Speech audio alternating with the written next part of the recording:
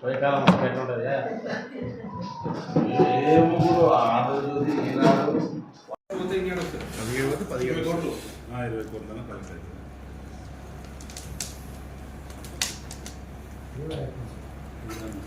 మహబూబ్నగర్ పట్టణ ప్రజలకు తెలియజేయనిది ఏమనగా తెలంగాణ రాష్ట్ర ప్రభుత్వం రాష్ట్ర ముఖ్యమంత్రి వర్యులు రేవంత్ రెడ్డి గారు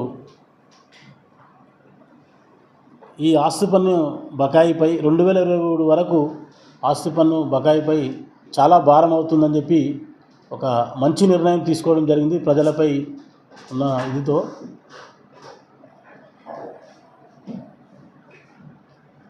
ఆస్తి పన్ను పెనాల్టీ 90% మాఫీ చేస్తూ ఒక జీవో ఇవ్వడం జరిగింది. అలాగే ఈ ఆస్తి పన్ను ఏదైతే ఉందో చాలా బకాయిలు కూడా 2023, 24 ఈ 23 సంవత్సరం గాను చాలా బకాయిలు మహబూబ్నగర్ పట్టణంలో చాలామంది కూడా కట్టలేకపోతున్నారు. చాలా భారం అవుతుందనే ఉద్దేశంతో ఒక మంచి అవకాశం ఇచ్చి ఈ 10% ఓన్లీ చెల్లించడానికి కూడా అవకాశం ఉంది. ఈ అవకాశాన్ని అందరూ సద్వినియోగపరచుకొని ఈ ఏదైతే పెనాల్టీ ఆస్తి పన్ను చెల్లించుకొని 1 టైం సెటిల్మెంట్ కట్టి ఆస్తి పన్ను చెల్లించుకొని కూడా మహబూబ్నగర్ పట్టణంకి పట్టణ అభివృద్ధికి అందరూ దోహదపడగలరని చెప్పి కూడా నేను ప్రెస్ ముఖంగా అందరికీ తెలియజేస్తున్నాం. మేము ముఖ్యంగా ఈ బకాయిలు ఏవైతే ఆస్తి పన్నులు కడితే మన మహబూబ్నగర్ పట్టణానికి చాలా మౌలిక వసతులు ఏవైతే ఉన్నాయో అవి కూడా మనకు కలుగుతాయి. మన ముఖ్యమంత్రి వర్యులు ప్రజలను అందరినీ ఉద్దేశించుకొని ఈ అవకాశం కలిగించినందుకు మరొకసారి వారికి ధన్యవాదాలు. వారికి మరియు సీఎం రేవంత్ రెడ్డి గారికి అలాగే ఎమ్మెల్యే ఎన్ఎం శ్రీనివాసరెడ్డి గారికి ప్రత్యేక ధన్యవాదాలు తెలియజేస్తుంది. మహబూబ్నగర్ మున్సిపాలిటీ ప్రజల తరఫున ప్రత్యేక ధన్యవాదాలు తెలియజేస్తున్నాం. ఈ వడ్డీ ఎంత ఉంటుంది? వడ్డీ ఎంత సార్? ఓవరాల్గా వడ్డీ 2023 వరకు వడ్డీ 17 కోట్లు సార్. ఓన్లీ వడ్డీ 17 కోట్లు. 17 కోట్లు సార్. అది కట్టుకుంటే 90%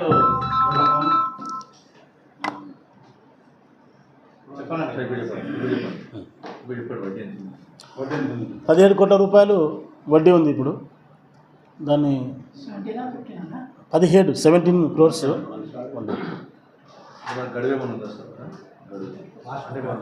మార్చి 31 వరకు కట్టుకోవచ్చు ఎవరైనా. సార్ ఇప్పుడు ట్యాక్సెస్ వసూలు కాకపోవడం వల్ల అంటే చాలా ఇబ్బంది అవుతుంది. అంటే మున్సిపాలిటీ పురోగమనం ఇప్పుడు మహబూబ్నగర్ అంటే ఎవరైనా కూడా ఇప్పుడు పట్టణంలో మన ఆస్తి పన్నులు చెల్లిస్తేనే మన మహబూబ్నగర్ మున్సిపాలిటీకి రెవెన్యూ ఉంటుంది.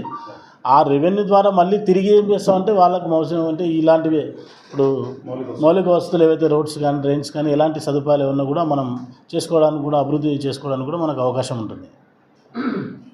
15,30 లక్షలు మనకు నష్టం.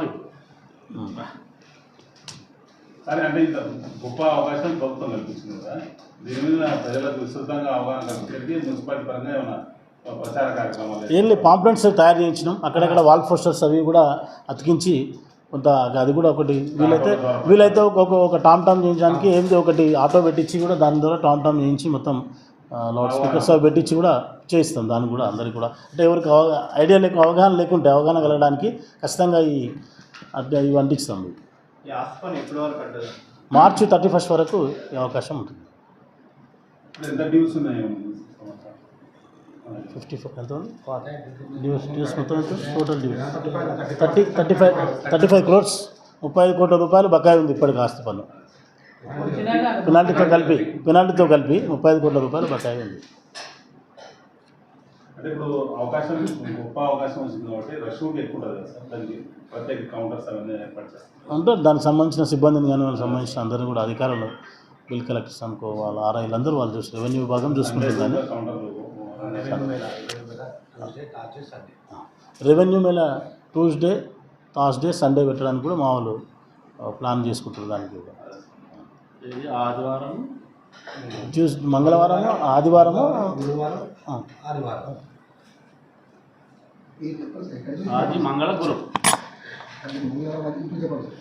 మంగళవారము గురువారము ఆదివారము రెవెన్యూ మేళా ఉంటుంది.